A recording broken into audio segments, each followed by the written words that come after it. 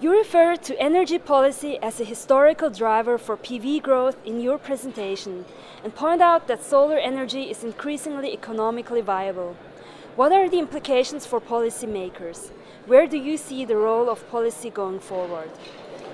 In the past, policy has played a big role in the adoption of the PV technology.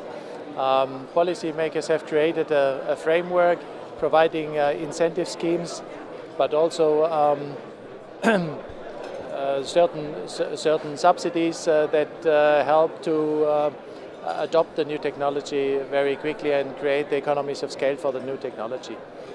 What we've seen since 2009, the cost for PV systems have dropped by 50%, whereas other energy sources like oil have increased 35%.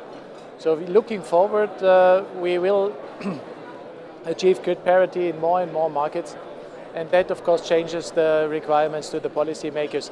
The requirement for the future will be to create an environment that allows the development of new innovative business models to spur the introduction of photovoltaic and increase the penetration of PV applications.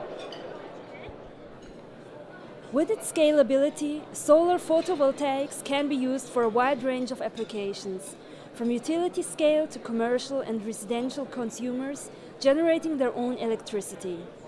Which of those market segments will experience the biggest growth in the next 5 years? One of the great features indeed of photovoltaic is the scalability.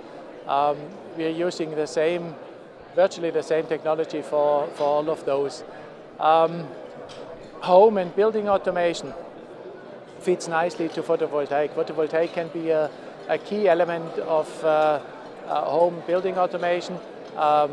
The controller of the photovoltaic, the inverter controller, working together with the home automation, controlling heating, cooling, but also EV charging, power storage and photovoltaics. So 40% of the total energy, electrical energy consumed today is in buildings. Therefore, we believe due to the scalability that the market in home residential will pick up a little bit faster in the years to come. When it comes to grid integration of photovoltaics, what share of solar power generation can be integrated with the current infrastructure, and from which share onwards is major investment in infrastructure needed?